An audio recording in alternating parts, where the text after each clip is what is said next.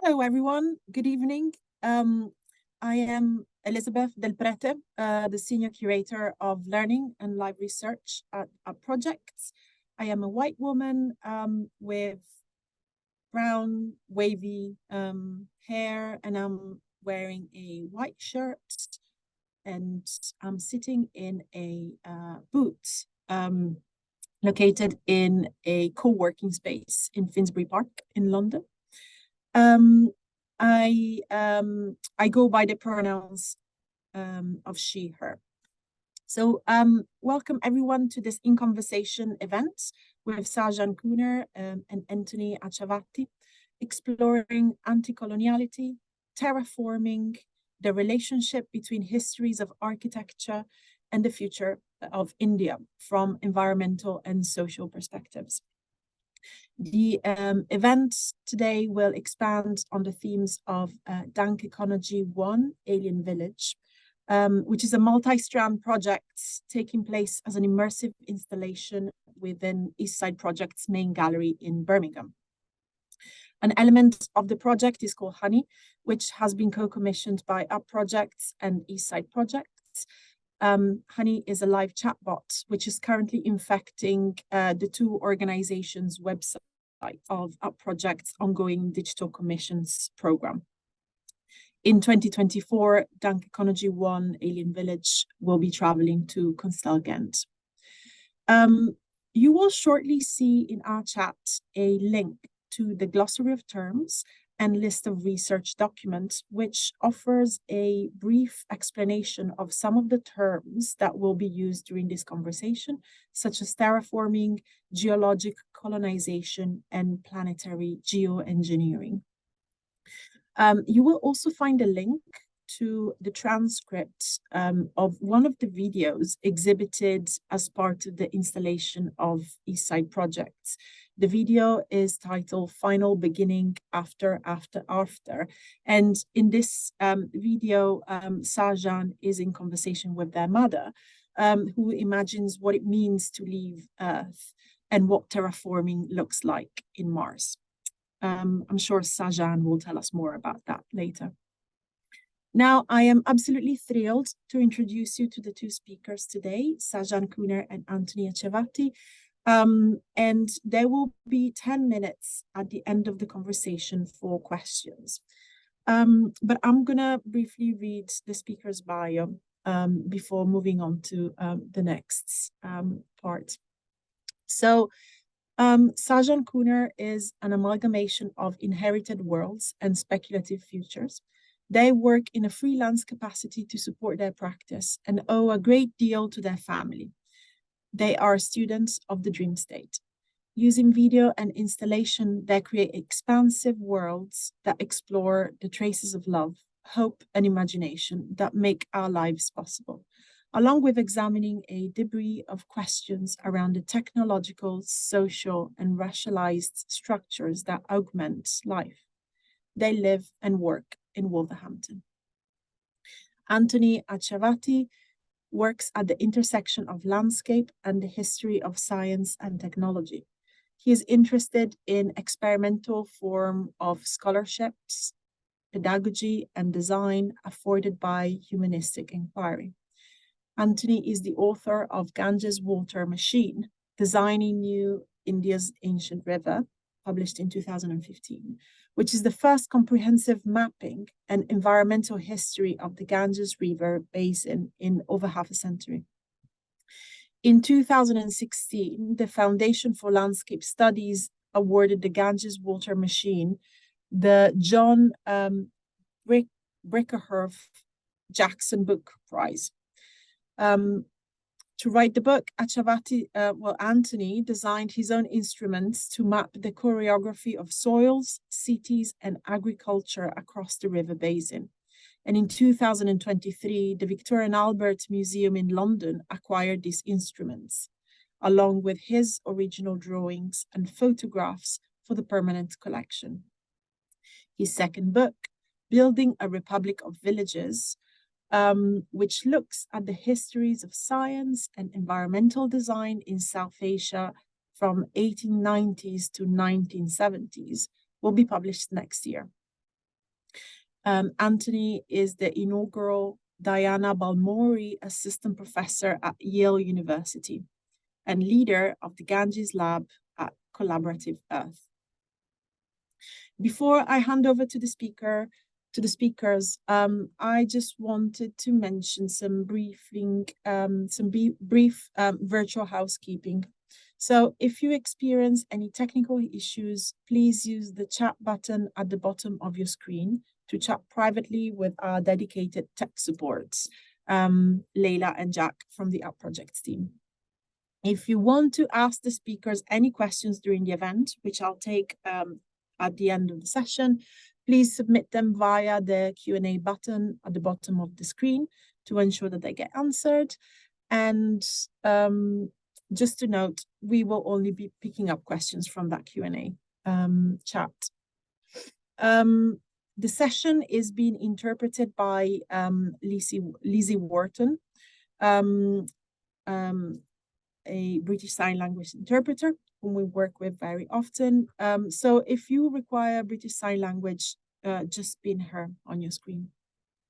We also have closed captions available. And if you would like to read along or have access to a live transcript, just select the CC button at the bottom of your screen. We are recording this event.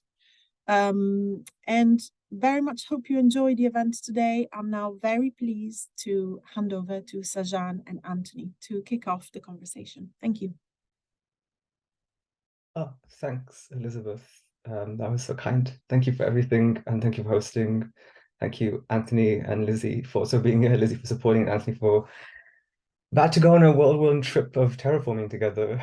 And yeah, I guess if I just introduce a bit about the way the show came together, and then also why having this conversation, I guess, is I was particularly interested in how my family left India, and also then my desire to kind of think about what the future of that space of leaving looked like for the people who still are there.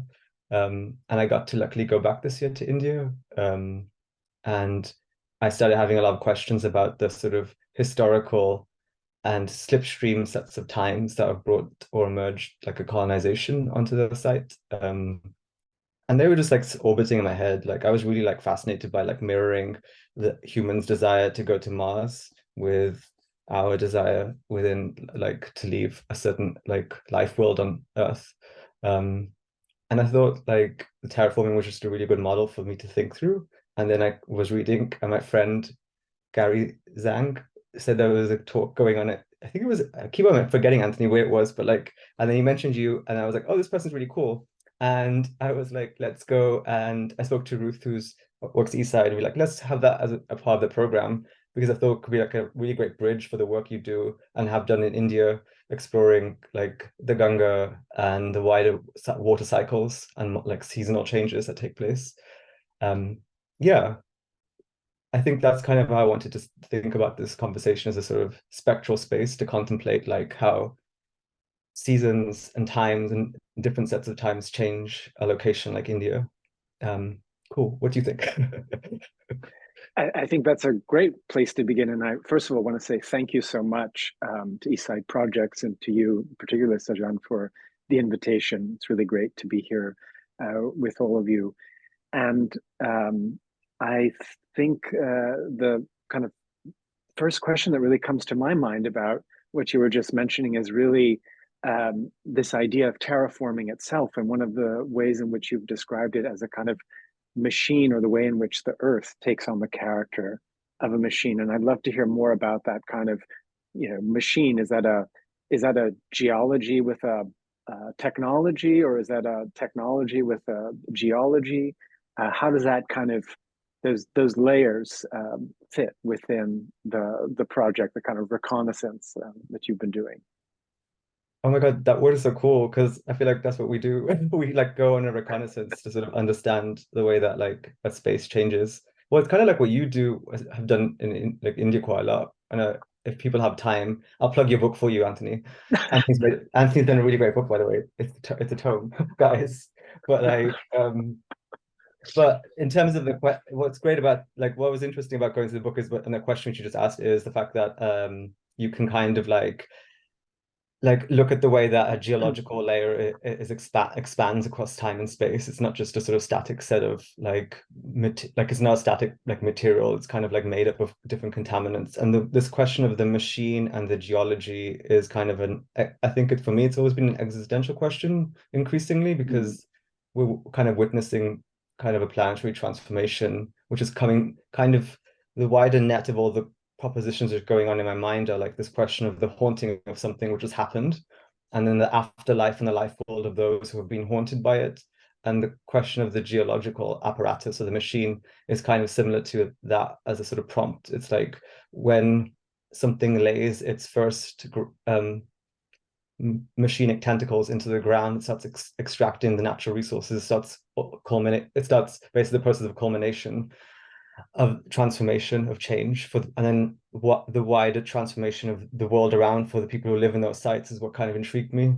I mean, a good thing is like we joked last time we met about Alien, but it's a really good reference, because I kept on thinking about like when you go to a space and you start extracting, you start changing, you have no idea of the consequences of that change, and you kind of unleash this kind of literal parasite onto the thing. And the biomechanical processes are kind of what intrigued me, because I have this weird like obsession with like the artist H.R. Geiger and just the sort of like worlds he was imagining.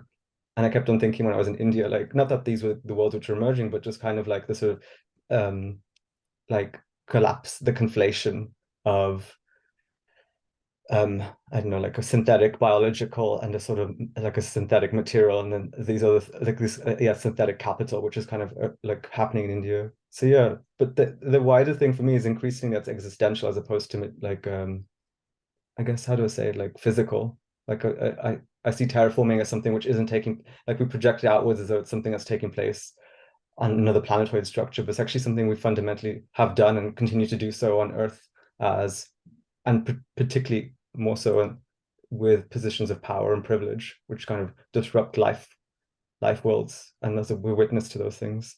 Yeah, I think maybe one of the things Anthony could talk about a bit about is like some of the things that you've seen across India and the transformations of all the different times you've been. It'd be quite nice to hear about that. Sure. I mean, I actually had a follow-up question, but I'll weave it into my response to that, which is, I think that I mean, one of the things that's been fascinating for me to see in almost now 2 decades of looking at, say, the Ganga River Basin, and also going to Punjab, to a number of the areas that you've worked in, is just the way in which, on the one hand, there's this kind of incredibly slow accruing of material histories that develop there. And you know, on the one hand, the very large scale of 50 million years ago, when the subcontinent collided with Asia and started to slowly kind of crinkle up and create the Himalayas, which is so much a part of, I think, the northern part of the subcontinent. And then I think also just the geological strata of, say, so much infrastructure that's been put into place in terms of, on the one hand, say more recently, infrastructure for roads and housing, but on the other, and this is what fascinated so much about your work and exhibition, is the way in which you kind of zeroed in on the village. Because the village, I think, on the one hand, and especially when it comes to the history of colonization, there's a very famous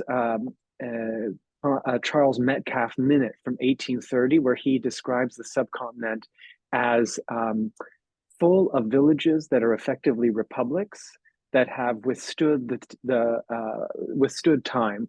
Dynasties come and go, revolution after revolution, and yet the village stays. And so he really conceptualized them as these republics, when of course we know that that's completely false. But I was fascinated by the way in which you kind of zeroed in on the village as this space of both kind of, say, material legacies, but also existential ones that I would love to hear more about when it comes to processes of, say, colonization, anti-colonization, and terraforming. Well, yeah. The village is like, it's how do I describe it? It's an architecture, firstly, so it kind of has an architectural facilitation for for people. Like what was fascinating about it was like when I went, because the second time I've been, the first time was 20 years ago, which is quite a big gap, and fundamentally some of the things I saw changed the project, because the first thing I noticed was there were physically less people than there were 20 years ago. So that's a kind of a radical change for me to see. It was much quieter. But the reason I kind of zoned in on the village was I was intrigued, I guess, in many ways by the idea of what happens to a site, specifically a site which is quite comprehensible to most people on the earth. Like a village is kind of something as a referent that most people can understand or kind of have an approximation to. And I thought, well, what would it look like if you accelerate it across time and space?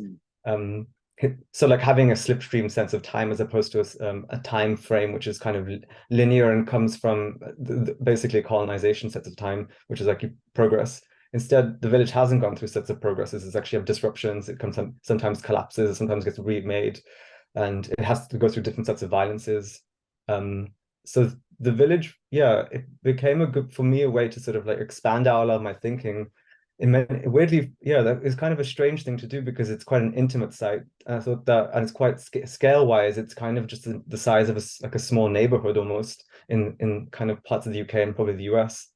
So for me, I was just really quite intrigued by the idea of like taking something so intimate and kind of like in many ways violently expanding it outwards to house quite a lot of these questions I was having, which would invert the kind of logic model of the way you talk about things, especially something which houses people and things like that. But yeah, it was also just an opportunity to go and see my family, to be quite honest, like, and figure out like what my family are up to, who are having so much fun in 40-degree heat. And I'm a bit like, I'm in -3 right now, so I'm like, whoa. But I thought it'd be really, I thought in terms of like the thing about the Alien film, which I think everyone should watch, because I'm now coming across people, this is giving my age away, I'm coming across people who haven't never seen it. And I'm like, wow, how can you not seen it? But again, the relationship, I keep mentioning this, but there's something that keeps coming back in my work about the idea of like a specific structure, like the Nostromo ship in Alien, in Akira, it's Tokyo, and then for my practice so far this last 18 months has been the village. So it seems to be like this recurrent thing of like something which can house like people then gets violently interrupted by something else, which is usually a system or some type of philosophical paradigm, and then that comes and infects that sort of place, and then the consequences of that infection are kind of the lineage of that is what I'm kind of interested in unpacking and thinking about. So yeah, I guess I'm always been the reason I like the idea of using the model of the terraforming is because it's kind of married in a very, again, like this existential sense to the question of a haunting, which is something which I'm spectrally always dealing with. And it's my fire sign. I really believe it's my fire sign. Yeah. But yeah, I wonder though, like, because what intrigued me about your work is the fact that you like make things like I've made things, to study things. And it's kind of rare, I find, in the humanities to come across people who like make things now. And it was quite interesting. I don't know if you could just talk a bit about the fact that you make such incredible like objects and yeah, like what they mean for you and how they actually function as sort of apparatuses to sort of understand different geographies and cartographies, essentially. Sure, I'd be happy to, because I also think that the way in which both of us try to know the world through the things that we make is something that I'd love to talk more about. In doing that work of kind of crisscrossing the Ganga Basin by foot and boat and car for nearly a decade, I made my own prosthetics to map soils. So in a way, the study of terraforming as well. And I made instruments like an instrument that I would wear on my arm called the surface accumulation sleeve that had packaging tape attached to it, much in the way that like Spider-Man shoots the web from his wrist. I shot packaging tape from my wrist for usually 1 kilometer perpendicular to the river, and I'd be patting it down and then roll it up, gets very big, and then I would scan all of it. And the different sizes of particles of soil could tell you a lot about the behavior of a river. So it allowed me to be a kind of sleuth in the work that I was doing. And in a way, not just do a kind of study of, say, the biophysical, but I really love the way that you speak about haunting, because I think also it allowed me to do a kind of ethnography of the soil. So what are the other remnants or things that haunt or shape that soil that maybe aren't just physical? So hair follicles that might reveal something about something that took place there, auto parts, etc. So there were ways in which the material brought up all kinds of other questions of inhabitation and past and maybe future lives.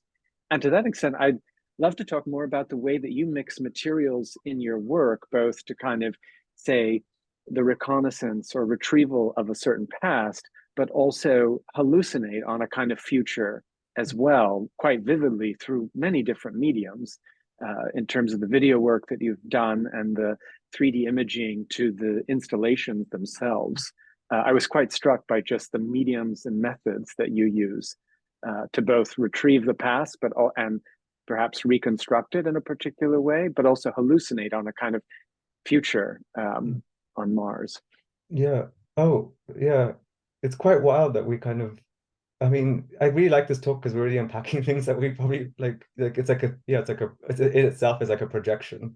But the thing, the notion of thinking about the almost like a non-hierarchy of material processes to understand the space, especially a space like India, required me like, and this, I'm sure you've experienced this as well, Anthony, in India, is like materially when you're surrounded by so much haphazard material, like buildings just propped up by like tape, literally. And then you see like in Faguara, I saw like just these trees growing with wiring, like just thousands of wiring, like electrical wiring segments in it. Then in the next section, you turn a corner and then you'll smell like incense. And then you'd sort of come across the sort of ash of an incense like stall. So you pick up across all these different traces of things, and you kind of realize that they are kind of the literal debris of an action, like a consideration of how a space could be made. Like the people would keep on putting wiring over this tree. At a certain moment in time, the tree starts becoming less visible, and more so starts in like the literal branches of the tree grow through the wiring, and you can't actually distinguish at a certain point when the tree began and ended, and those sort of those sort of moments of catching that visually kind of I don't know, interrupt the way I experience the world. And then I was what you just said about sort of how I sort of engage with kind of like like a very democratic sort of consensus of what material can be to explore something, to hallucinate.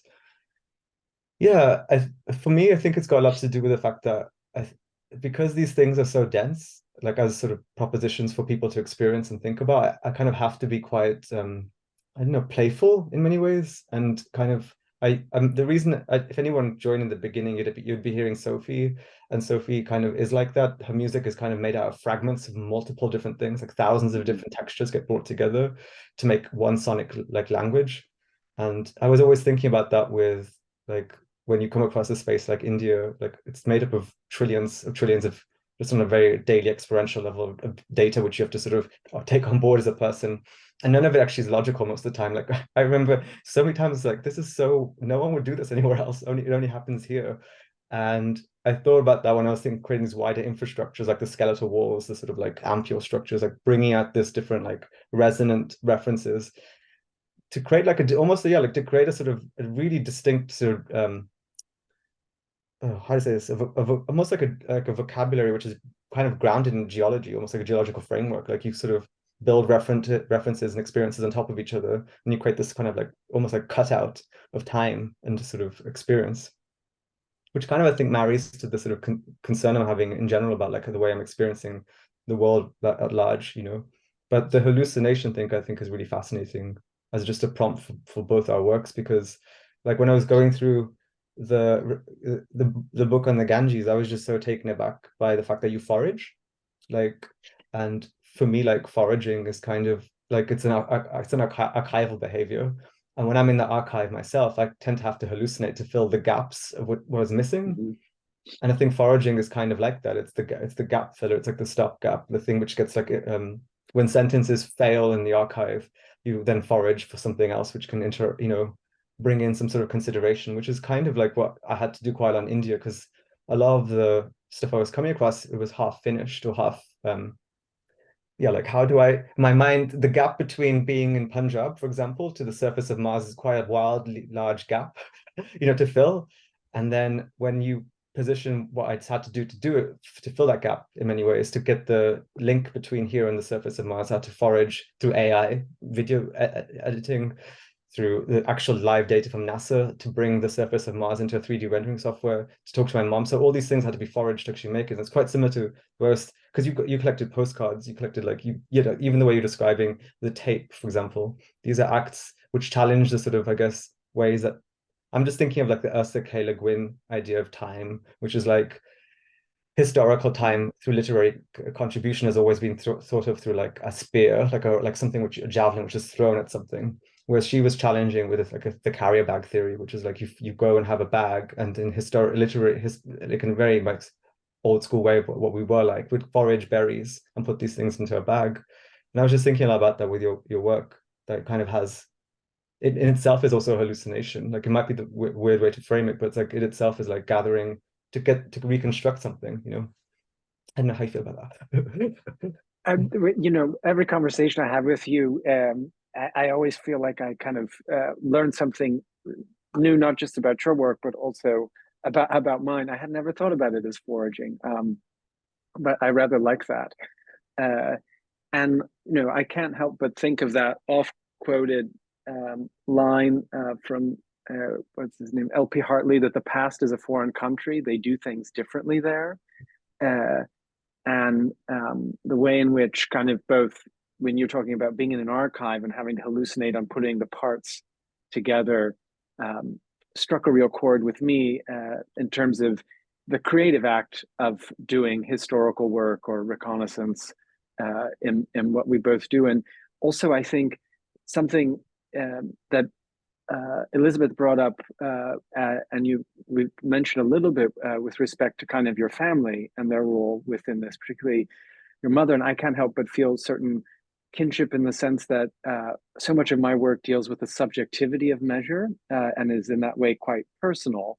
And it seems to me that's also something that's, again, part of the larger geological terraforming kind of narrative in your work is also the kind of scales that operates at. And so I'd love to hear more about the transcripts you've shared with your mom. Yeah.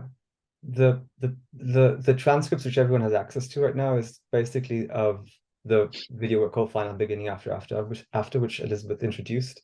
And the title, my friend, when she watched it, said it feels like something's coming, like straight after she watched that video. Like and it was such a beautiful way she framed it. She was like, it feels like something is coming. And I kept on thinking about that, like, because my mom is a big part of my like life. Like she's so cool. She's an Aquarius.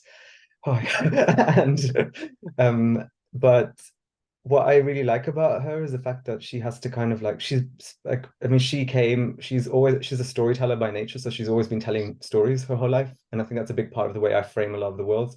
But the consequences of like a terraforming and like a personal relationship, like the personal afterlives of these people who've been subjected to terraforming, are the fact that the lineages and lives that people live around these systems of transformation, predominantly in India, like which what we're framing it as, is the fact that those voices and testimonies and the sort of trajectories of life worlds are never they're never part of any archive. They sort of just disappear. It's why I like my thinking has always been like this, but it's one of the reasons that I said in the beginning of before anyone joined, I was saying to the five of us, was I want to use Sophie at the beginning of every talk because she died and people would forget, like a trans artist, and then I was thinking like this quite nice lineage of you're having to remember something, because what sort of culture you're building when you don't actually have a collective memory, like, and you don't share and you disseminate that collective memory to build a future. And the reason I like working with my mom as well is because she's had to see change in ways that I have never had to see change. And I think the circulation of her knowledge through other systems, like an artistic system, like what I work in, also means that she expands outwards in ways that she probably didn't imagine it was going to happen. And I think that that's actually something which I wanted to kind of address with terraforming in general, is the fact that it's not just a material transformation which takes place, it's a cultural transformation. because when you arrive at a space and you don't think it's contaminated, or you don't think there's anything there except for natural resources, what you end up finding is the more you extract, the more you're disturbing other worlds which were there. And I think a lot about that in the transcript. If you read it, she is, literally gave her the prompt, just imagine what it'd be like to arrive on Mars, and she just went with it. And that's how creative she is. And it's beautiful. Like, if you and the video is on show in the gallery in Eastside Projects. But what was nice about reading the transcript back without the video was just like literally textually having a record of that was quite magical. The fact that she left a trace behind, which might not necessarily be like other traces, you know, it might just be something which exists in my archive, basically. But I work with her a lot because I think she, again, is another person who can expand my lens of questioning outwards. So when you think about projects which explore like anti-colonial work, and which I challenge, I guess, decolonial work, because I think that that's very different to anti-colonial work. From the position I was taken is I want to work with people as much as possible to figure out a side of refusal, like a side of refusal and active antagonism towards the colonial and the fugitive materiality, as opposed to materiality which is kind of trying to reform, not reform, but redistribute the historical narrative. I'm not particularly that interested in that. I'm more interested in sort of like kind of in an accelerationist sense, looking for a fugitive exit, you know. And I think about that with terraforming, like what would a fugitive material look like in relationship to that? Maybe that's just a question, abstraction of mine, but like, yeah, because like if you the work you like, when I was reading the book, Anthony, I was thinking a lot about like the projects which are taking place along the Ganges, which are so expansive to like literally to make the likeness of the cultural production around the Ganges look like and behave almost like the materiality of the processes of the machines themselves. So the lives that live around there are becoming almost in the likeness of the machine. I think about the disruption of the archive, the people's voices, all sort of livelihood and life worlds there. And then I think about the fact that this is a carceral materiality, you know, it's like a materiality of imprisonment. But I guess it's just something I've been thinking a lot about. It's not a prompt or a question or an answer. It's just more like, I'm not sure myself, like what that does when we witness the fact that like all these machine, like where we began with all these machinic processes have ramifications beyond our comprehension, but we don't antagonize them anymore. We just kind of allow them to sort of like in Akira, violently expand outwards, you know, if you have any thoughts on that. Well, one of the things that I just so appreciate in conversing with you is how many film references you bring in, because that's kind of the way that I think through the world, even though I'm an architect by training. So, you know, you have much better ones than me in terms of references, like with Prometheus and Alien. I tend to think more like the Gunga is a little bit like Luke Skywalker's bionic arm in The Empire Strikes Back. You know, it's a kind of cyborg. But I think one of the things that also in a lot of those movies and in the conversations we've had, and even in just what you've mentioned now, there's a way in which too I think that the village becomes this fascinating site in terms of part to whole relationships. On the one hand, say at a very intimate level with your mom and family, and then on the other hand, the way in which, you know, do we think of it takes the village to do something, or is it, you know, more about village people?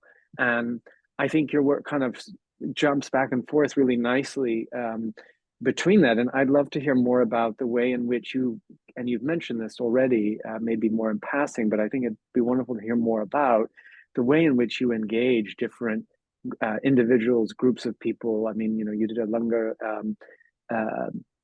while in India. I think it'd be great to hear more about the ways in which you bring in so many voices into your work. Yeah, well, you're another voice, you know, and I'm honored to be part of that. Yeah, I like being polyphonic is probably the best way to answer this. Like just the fact that if you really want to have a truly I'm okay, this is gonna get very like meta, but like I think it's really important in this age of like the individual, like the individual subject is sort of the celebrated like just like the individual, which I have a lot of problems with because I'm kind of tired of it. I think it's really important for me as an artist, because the time frame of now is that we're basically all self-expressing ourselves anyway. So what does it mean to be an artist? It's again another existential question. But I began to think a lot about like, oh, what would it look like if you just had a chorus instead? The chorus comes in as, again, the question of like sort of the laboring of a site requires more than just your own voice, and it requires more than just your own body a lot of the times, because, you know, what was visible this year in India was, when I went back, was the fact that there's a lot of care work being done by women just to hold the village together, because a lot of, you know, people like my age have left the village and they're having to care for elderly family members. And I was thinking, this is a chorus which has no listener, you know, and that's quite sad, you know. And I wanted, when I was coming back, one of the things I was talking to Ruth and Gavin at Eastside about early on the project was the fact that I kind of want to dissolve myself a lot. I know I'm here talking right now, but like, I'm really interested in dissolving myself into others and others' worlds, and understanding the positionality, what that means and looks like, and caring for the fact that that would mean, creating infrastructure of care for that at the same time for others. Equally, I want other people to dissolve into me, and just figure out the fact that the edge sites of me might look very different to what I think and imagine that they are. But I think that the village proposition is something like the chorus. It's the fact that it's like, I might sing a big part of the main part of the song, but they're always there, hit like with the back beats, you know, the back notes, holding it together. They're doing the most of the work. And I like, the Lunga was a great example of that earlier in April, which was just incredible. Like, school kids came from the village, like everyone came out, and we just ate together, and it was just beautiful. It was beautiful because it was hot, which I like, but it was also like just magical to see other people living in a time like which feels. My big thing is, I feel like a lot of people have cancelled the future, and I'm totally against that, because I feel like I really believe that the future is coming in a really profoundly idiosyncratic way, which we might understand right now. And the chorus thing might just fit into that. And I think it's a model of my practice I'm really interested in working in, especially like when you think about when I think about the next time I'm going back to India, is like, actually this year, my mom went, and I went to see her, and I got to do work in Calcutta and everything as well, and Varanasi. But next time I go, I'd like to go with more people and figure out like what that looks like. And I even spoke to my friend Sophie. I was like, what would it be like if there's a video work called Honey? I'll be like, what would it be like if Honey was there as well? But just increasingly, I'm trying to figure out like again, an accelerationist standpoint, like what would it look like if more and more like the reproduction of love became the material gesture, as opposed to the reproduction of fear and like lack of, or like a Western nihilism, which seems to be the sort of predominant model of the predominant ontological position that people in the West find themselves in. Because that's the strange thing I found in India, was just like, it seems antithetical almost, that the country which is subjected to so much violence, and increasingly itself is violence wrought upon its own population. There are so many opportunities, horizons of possibilities, and maybe it's just part of our geopolitical imaginary in the West, which has kind of like screwed us over a bit. But I'm really kind of intrigued by the idea of the chorus as the sort of model which challenges almost the terraforming, if that makes sense. Like, just the idea that there's too many of us to terraform ourselves, you know. Well, I love this. This is the first time I'm hearing you referred to as kind of the chorus, and I really love that as a. Just it's very palpable what you mean by that, and in the work you do, and it certainly kind of shows and sounds that way. And also then in thinking about kind of the chorus, I think one of the things too that really intrigues me about then focusing so much on the village as a kind of model is that so much of the history of thinking about the village, say from 1830 up until the early 20th century, was oftentimes for the British that was seen as kind of an explanation of there's an evolutionary model and India is behind us when it comes to this. But yet kind of the freedom fighters and freedom struggle really instead argued, no, this is actually what will make us modern. And I think that's also what's fascinating too about your revisiting the model, the village, even though in so many ways it sounds like it's been hollowed out, but there's also a kind of latent within that, there is a kind of future or futuridity in it that I think is not one of, it's precisely what you said, it's not one of nihilism. There's a certain kind of, I don't want to sound I think it's not even hopeful, it's maybe joyful, that's there. And I think that's something that's kind of remarkable to see today, given everything that's happening. Yeah, it's really quite wild in Punjab. Like it's such a strange, like it was so, I mean, the train from Delhi upwards was like really cool because it was like 6 hours. I got to see the landscape, like just visually like change from Delhi, which is a complete urban space, to like Punjab. And then the thing, yeah, it is joy. Like it's a very strange kind of like, I don't know if my family probably just happy to see me, to be honest. And they were like, why aren't you married? And I was like, and Next question. yeah, next question, literally. And I was like, but the wider thing is like the chorus and the joy thing is kind of like the bringing that materiality into a process is kind of important for me, because it means that I'm bypassing a certain type of like thinking that's happening right now, which is kind of closing off thought, instead of like joy and like love are forms of technology almost, which I think are kind of over like underappreciated in sort of as materials and practices in general, or sort of even as dialogues in sort of like conversation, because there are things which can alter the way that people perceive and think about space. Because even though from one of the workshops we did with a Punjabi community group in Wolverhampton, one of the participants said ghost village. And then I thought, that sounds in my mind dark, but then I began to unpack it and go, oh, it's a haunting because the thing itself has changed, and a change, it means that something is going to keep coming back to that thing, which there'll be a dissonance between what's there and what has been there.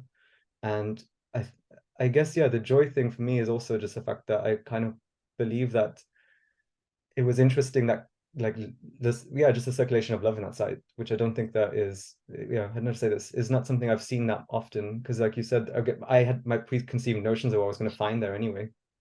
And they yeah, it just opened my heart when I was there, because I couldn't believe, like on a very emotional level, I couldn't believe like how people create these rich worlds and textures and tapestries of life and living in the face of such difficulty. Because Punjab is going notoriously through like it's like almost becoming like destabilized. And recently in the news, I think if anyone's following it, you can see what's kind of happening for the diaspora on the other side. But it was intriguing to me just seeing people, yeah, like really creating like the tools of like love just to change their worlds. And it's a very difficult, I'm not celebrating because there's a lot of like problems there, like there's gender violence, there's caste violence, there's all these other things which are horrifying to witness. And then there was my family who just like held me together for a month more or less. It was quite nice going for 2 months, because then I was just left before the monsoon began. So I was quite happy to leave before that. Whereas I know you've stayed in the monsoon, like but the joy thing, yeah, I'm gonna have to sit and think with that, because I think that it going there this year has changed me a lot, and I don't think I fully comprehend how much it's changed me, because I feel like I've come back with a yeah, different worldview in many ways. I don't know it'd be quite interesting to hear how you felt or thought about like your experiences within working, because you've worked physically in India for so long, Well, I think one of the things that I I really appreciate about your work, and can't encourage people to go and see it enough, is that you don't take a kind of nostalgic view of the village or of the past, really, which I think can sometimes happen in any diasporic community in some way, oftentimes. And I found that, when I was last in Punjab, it was quite striking to me. And I think we just had missed each other because I was there in March and I think you were there in April. But that along with the kind of political situation, there's also a real strong concern that Punjab in the next maybe 10 or 15 years might be largely inhabited by non-Punjabis, that it might be more people from UP and Bihar. So there's a real kind of change that's happening there in terms of people leaving, the ways in which, too, I think this is affected, and I think it's so true when it comes to this question of terraforming. Property has become so much more valuable as real estate than for agriculture. So many people, because of just population growth and growing affluence, the way in which the dynamics of food production, to kind of thinking of your land as something that you grow and tend to versus something that you quite literally cash in on, has really changed the dynamics. And I see that across the Ganga Basin, but maybe it's most pronounced, or it's quite hyper when I've been in Punjab. And that's been a kind of noted difference, I would say. It was kind of there, but I feel like that kind of relationship of people, of how they think about the land and their kind of histories with it, and a certain, I don't know, there's both the kind of haunting, but also longing for something that's lost too, with those changes. Yeah. The nostalgia proposition is actually quite an interesting one, because it's one of the first things I kind of wanted to chat early on in the project when I was having conversations with Ruth and Gavin, was like I don't have I wasn't like born in India, so I don't have any like I'm like, why I mentioned the Prometheus thing is because I felt like I'm going to I was like, I'm going back to find the origin story, but not in the sort of like origin story way, but in a very like science fiction way. I'm like yeah, like, because I'm not from, I have like a connection to the family there, which I absolutely love, but I'm also like cautious of the fact that there is like giant political changes taking place, which are sort of like things which we should be questioning and really interrogating, because like we said, that it's gone from being a site of work and labor and concern for, you know, inheritance and future family, you know, future sort of like people's, to a site of just capital and circulating finance, you know, which is, you know, which is just what it is. And but the nostalgia thing I find quite interesting, because the reason I guess I didn't introduce it into the work was to I guess because I think it has too much of a, it's got too much gravity, like it's going to hold back the work. And I think that when you kind of can defy some of these gravities, you can actually start actually seeing the world refracting different ways of seeing like a site like India, instead of just basically placing it in a certain frame where I'm like, it was used to be great and now it's awful. Was actually, it's like it's a heterogeneous country. It has a wide net of different, it's got 200 like languages, it's got a wide net of things going on, and those are important to sort of unpack and think about, especially if you're going to do some like the true anti-colonial work, which is holding multiplicity as practice, as opposed to just trying to like do what the British did essentially, which is just render it as an extractive site with a single narrative. So the nostalgia thing is kind of like something which I think is, yeah, like you said, it's nice that the work and our thinking together in the space tonight as kind of what daytime view has been kind of a challenge to that reading. I see Elisabeth is back. Elisabeth, you want to chime in? Yes. Yeah, thank you so much. I'm just here to take questions from the people who are in the room. So I can see one question that came in quite early on in the conversation. It's both a comment and a question. So I'm just going to read it now from anonymous attendee. So to transform, we often need to let things go, such as trauma, or a reimagining or reframing of a utopia or dystopia. So is terraforming also happening at a cerebral level, or through oral histories of otherness through migration that are passed down beyond geological shifts or physicality, traveling without moving?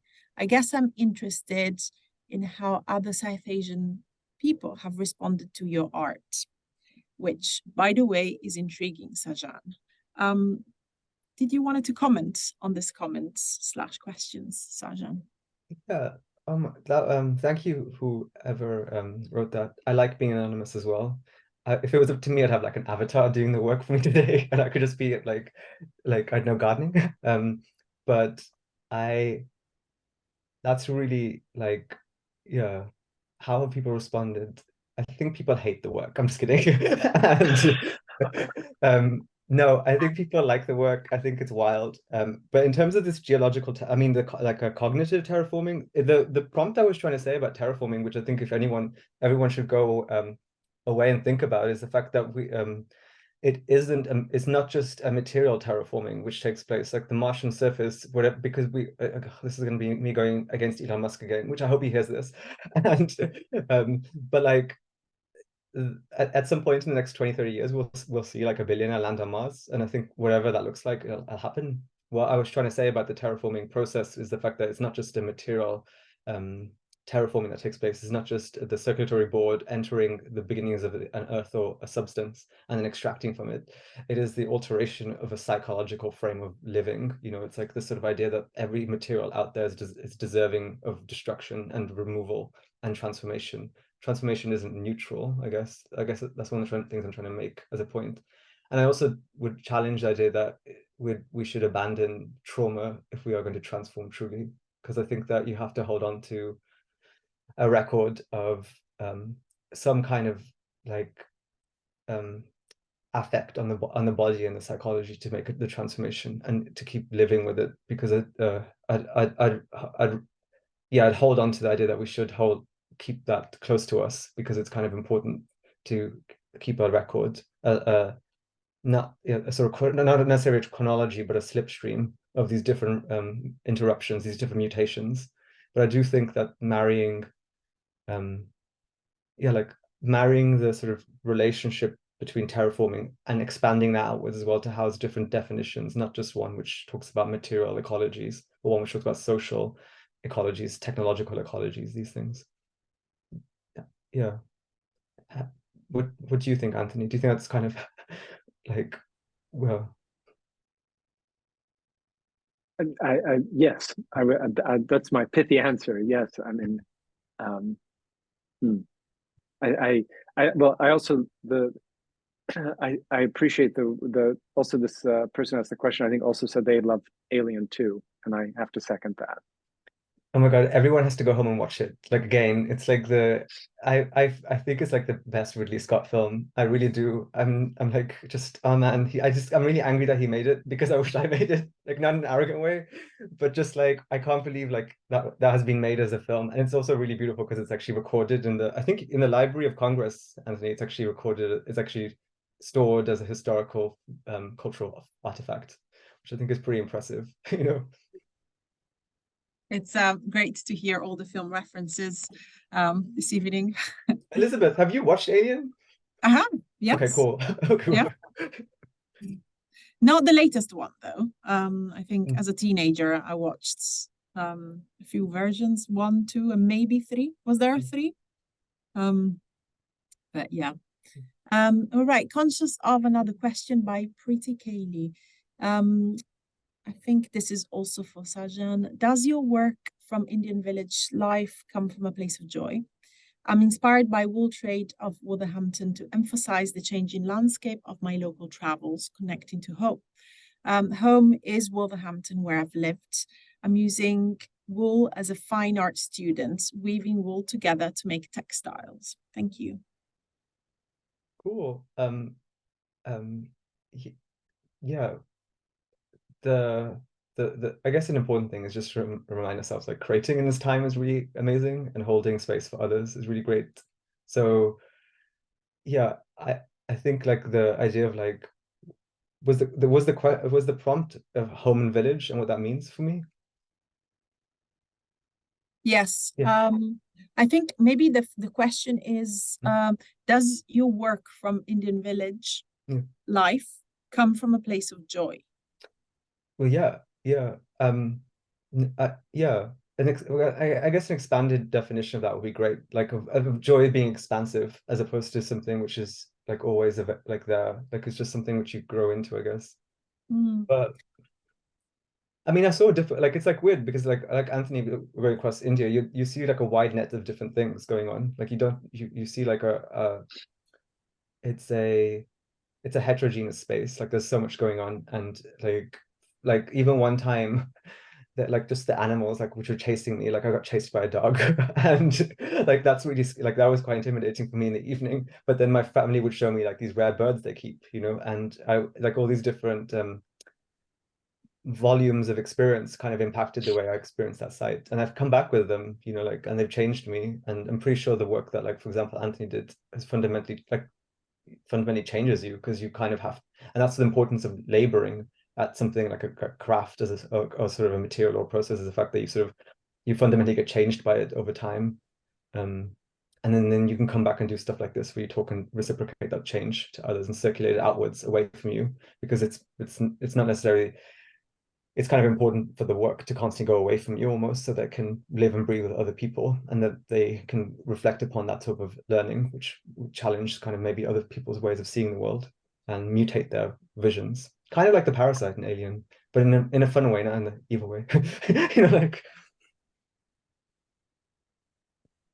I mean, I guess this comment or this question reminded me of something that you mentioned earlier, Sahjan, kind of what would the world look like if society at large reproduced love, or an idea of love, as opposed to the idea of fear. So I wonder if there's a link there with that comment that you made. And I imagine that this speculative future reflects that reproduction of love. Yeah. Yeah.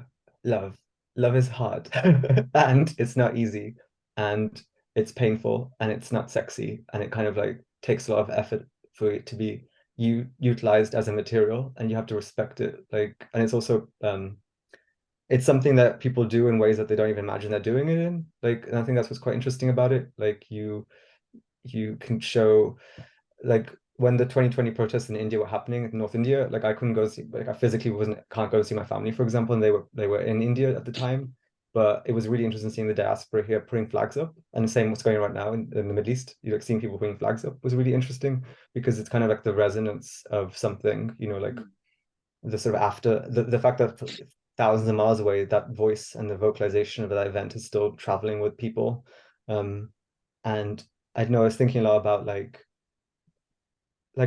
why I think love is important is it changes you, like, and you get changed by it, and that's it. You can't really be the same person you were before it or after it, you know, like you just have to kind of live with it. And it's a technology. I really believe in it. Like there's an artist called Sophia Almeria who was saying, imagine if one day we evolved with empathy, which transcended consciousness, so we basically could converse with each other through empathy. And I keep on thinking about that. Like that stuck with me so hard, like long. I couldn't believe it that someone said that. Like imagine a frame of living where in the future, where empathy itself is almost like an organ which communicates with other people. And it's something that it sounds very sci-fi, but I don't think it necessarily is. I think it's actually very embedded, because if you look at empathy as a practice, you kind of you do it you do it every day. You know, you have to do it every day, because you have to hold like account the fact that you are a being, in a biological and social being in space-time, which has to, you know, keep lives living and keep living with others. But why? Yeah, love is hard. That's the word I'd leave it at. Like it's a hard thing, but it's also a great thing, you know, like, and like I'm kind of like in my euphoric love is the world phase. And oh my God, Anthony, I could just hear you saying I'm a Sagittarius. You're like, But you did it for me. yeah, I know, like I can prefigure it. You're like, but it's but like it's also like the thing about love is like the work is love, and like I'm pretty sure, Anthony, I know if you, but like I'm pretty sure you can say this is like the work you did in India, that was like out of like a heart, like you had to like love. It's painful, but you had to do it, you know, out of like some type of love, you know, for the instruments, for the research, for the reconnaissance. Yeah. I'm Yes, and the conscious. kind of joy of making. Sorry, go ahead, Elizabeth. Yeah, no, sorry, Sahjan. Anthony, I'm conscious we're close to wrapping up, but there's one last question Yeah, sure. slash comment that I was wondering, Anthony, if you could take. Although it's addressed to both of you, in each of your practices, does the sonic manifest as an archival or geological material? Anthony, was fascinating to hear you talk about the tools that you use in your work. And then from that same comment, my extended family is also from the Punjabi Pent too, and sounds, music, birds, transport, etc. is inescapable, yet it marks a historical evolution of place. It's a great question, and I would say there's a way in which it fits really in my work that I think overlaps also with Sahjan's, in that along with that kind of polyphonic noise of life, from the birds to the tuk-tuks to the buses honking and people on bicycles ringing their bells. I One of the things that I really noticed was the noise of tube wells or bore wells, which are the wells that are driven down into the ground to draw up groundwater that supports agriculture and cities all over this area. So it's a kind of, I see it as almost an instrument that's both like a microscope and a telescope, in the way that it tells us something about the underground and how the subsurface shapes the terraforming that's happening on the surface. And the more and more I walked around the Ganga basin, the more I would hear these things kind of gurgling and, kind of ka-chunk, ka-chunk, ka-chunk, drawing up groundwater. And so that was part of the larger kind of polyphonic nature of this area that then became a major site of research for me in terms of those transformations that have been happening. So I saw the tube well. Tube wells are oftentimes hidden, and India is the largest consumer of groundwater in the world. So I kind of came to know about tube wells more through their whispering and gurgling than I did through being able to see them. Great. Thank you so much for that answer. There's a lot of like lovely comments and questions coming in right now, which we may not have time to address, but I'll probably have to wrap up right now. But Sahjan, did you have any last comments that you wanted to leave us with before I wrap up? Yeah, it's like the end of the year, everyone, and like 2024 is just around the corner. And thank you, like, I just want to thank everyone for doing this. But like, it's like important that like we like build a future and whatever that looks like in a very difficult time. And I think it's like hard and it's painful, but it's also worth doing because we're all important and we will kind of require each other to make the world possible. And I'm really interested in for us in 2024 to imagine a better world, you know, and that's my Sagittarius note for the evening. Better worlds, you know. But yeah, it's been great. And yeah, I think I'm yeah, like Elisabeth, I feel like I've kind of like said it all I needed to say. In the words of Sophie, I've got nothing more to say. Like amazing. Well, thank you so much, Sahjan and Anthony. It was really great to listen to your conversation. Elizabeth, I'm sorry. Do you want us to stay out? Just this is totally like, but do you want us to stay on after everyone left? Is that what you want us to do? There's a link to another room where we can have like a chat at the end. But yeah, no, thank you so much. It was really great to hear your thoughts, and I feel that like ideas around foraging,